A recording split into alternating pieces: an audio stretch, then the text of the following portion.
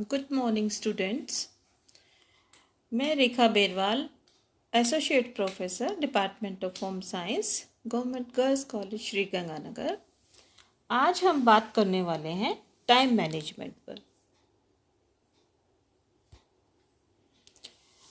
जैसा कि हम सभी जानते हैं कि टाइम मैनेजमेंट का हमारे जीवन में बहुत अधिक महत्व है। भिन्न भिन्न कार्यों को करने के लिए लगाए गए समय और उनको करने के क्रम को सोच विचार कर व्यवस्थित करना ही टाइम मैनेजमेंट या समय प्रबंधन कहलाता है। समुचित समय प्रबंधन से हमें दक्षता मिलती है और उत्पादकता बढ़ती है और जो कार्य हैं वो सही समय पर हम पूरे कर सकते हैं। समय प्रबंधन के लिए स्वयं का हमें मूल्यांकन करना चाहिए। एक डायरी में रोज़ की बातें हम लिख सकते हैं। इससे हमें पता चल जाएगा कि हम कितना समय उपयोगी कार्य को देने वाले हैं और कितना समय अनुपयोगी और बेकार काम को दे देते हैं। किसी भी कार्य को करने के लिए योजना बनाएं, अर्थात प्लानिंग करें और उसके अनुसार ही समय पर कार्यों का निष्पादन करें। इसके लिए एक डायरी में किए जाने वाले कार्यों को लिखें, यानी कि एक डायरी में हम उसकी सूची बना सकते हैं, जो कि हमें बहुत ज़्यादा हेल्पफुल रहती है। जैसा हमने तय किया उसी के अनुसार, उसी क्रम और समय के अनुसार अपने कार्य को करते जाना चाहिए।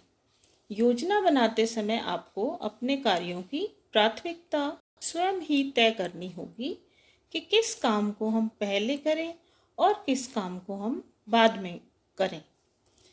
काम करने के दौरान उस कार्य का आंकलन भी करते जाएं कि जैसा आपने सोचा था वैसा ही काम हो रहा है या नहीं। समय प्रबंधन का यह मतलब नहीं है कि आप गलतियां नहीं करेंगे।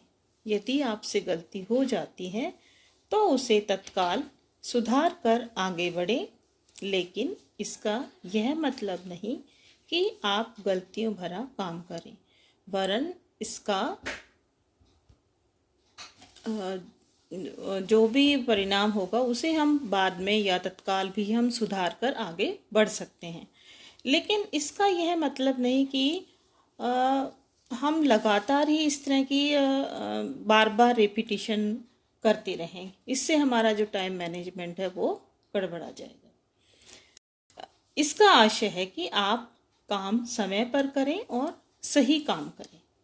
काम करने के दौरान अपने कार्य का आंकलन करने से आप में किसी भी कार्य को सही तरीके से और सही समय पर करने का पूर्वानुमान करने की एबिलिटी बढ़ेगी और अगली बार जब भी आप दूसरा काम करेंगे आपका जो कॉन्फिडेंस लेवल है या आत्मविश्वास और बेहतर होता जाएगा। यहाँ यह याद रखें कि आलस्य समय प्रबंधन का घोर दुश्मन है। यदि हम किसी काम को टालते रहेंगे और आलस्य करेंगे तो निश्चित ही वह जो कार्य है वो देरी से होगा। यदि किसी काम के दौरान आप आलस्य करते हैं या थोड़ा लापरवाह हो जाते हैं तो आपकी जो बनी बनाई प्लानिंग है या योजना है वो फेल हो सकती है।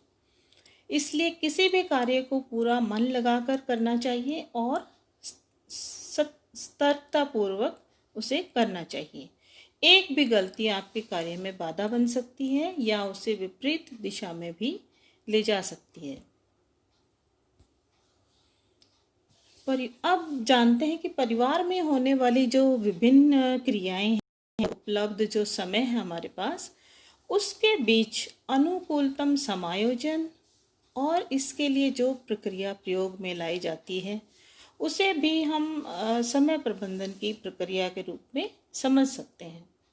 समय प्रबंध प्रक्रिया के 3 मुख्य चरण होते हैं, जैसे कि समय का आयोजन प्रक्रिया का नियंत्रण और उसका मूल्यांकन। तो सबसे जो महत्वपूर्ण चरण है उसको हम थोड़ा सा समझने की कोशिश करेंगे कि समय आयोजन आखिर होता क्या है। समय आयोजन के अंतर्गत सभी गृह कार्यों को सुचारू रूप से करने के लिए समय योजना बनाई जाती है, जिसका अर्थ है निश्चित समय अवधि के भीतर किसी कार्य को पूर्ण करना। और समय योजना बनाते समय हम निम्न बिंदुओं पर ध्यान दें तो वो बहुत ही आवश्यक है, या यूँ कहें कि बहुत ज़रूरी है। जैसे कि सभी महत्वपूर्ण कार्य एवं सामान्य कार्य प्राथमिकता के आधार पर किए जाने चाहिए। पहले सभी कार्यों की सूची बना लें, यही हमने बार बार देखा है, और जो कि अति महत्वपूर्ण हैं, फिर उससे कम महत्वपूर्ण, और सबसे बाद में बिल्कुल कम महत्वपूर्ण कार्यों को प्राथमिकता के आधार पर हम सूची में वरीयता दें और उन्हें करें।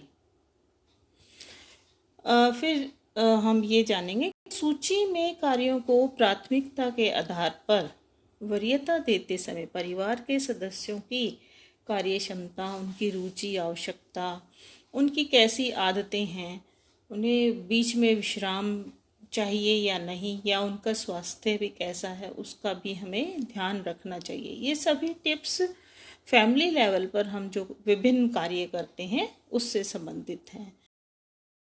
प्रबंधन योजना कैसी होनी चाहिए, इसको हम यूँ समझ सकते हैं कि ये लचीली एवं व्यवहारिक भी होनी चाहिए, ताकि परिस्थितियों के अनुसार उस कार्य में परिवर्तन कर उसे संपादित किया जा सके। तत्पश्चात समय योजना बनाते समय परिवार के अन्य सदस्यों की समय उपलब्धता का भी ध्यान रखना चाहिए।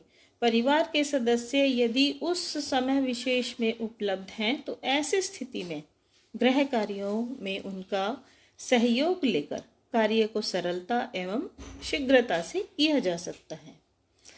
सभी संबंधित कार्यों को एक समूह में रखना चाहिए, या यथासंभव यह प्रयास किया जाना चाहिए कि एक समय में 2-3 कार्य एक साथ संपन्न किए जाएं।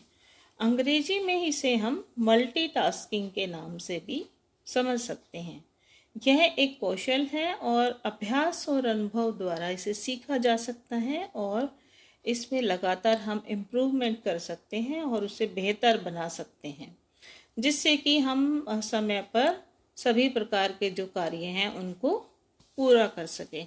एक विद्यार्थी के लिए तो समय प्रबंधन और भी अति आवश्यक है। उसे छोटे छोटे गोल निर्धारित कर लेने चाहिए कि शॉर्ट टर्म गोल, फिर मिड टर्म गोल और फिर लॉन्ग टर्म गोल, ताकि वह निरंतर अपने जो घर पारिवारिक जो बातें हैं उनमें भी सामंजस्य बना सके और अपने अध्ययन में भी वो अव्वल रह सके। तो इसके बाद हम नेक्स्ट टॉपिक पे बात करेंगे।